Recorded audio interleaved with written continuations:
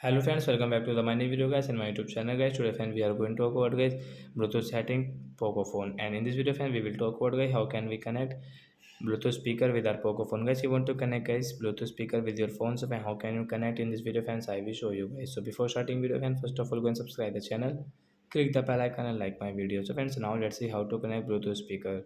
So before starting video friends, first of all go and subscribe the channel guys, click the bell icon, like my video, open your phone setting guys, and guys scroll it.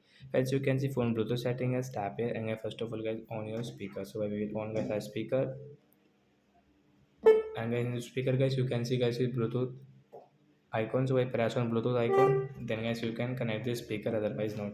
And guys now turn on your phone Bluetooth setting and then refresh setting. Then I wait here.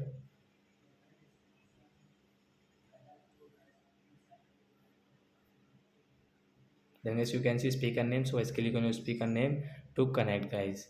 Then guys speaker will connected guys automatically, you can see connected active, and guys now you can use your speaker while listening song. So that's it guys, thanks for watching the video, bye guys.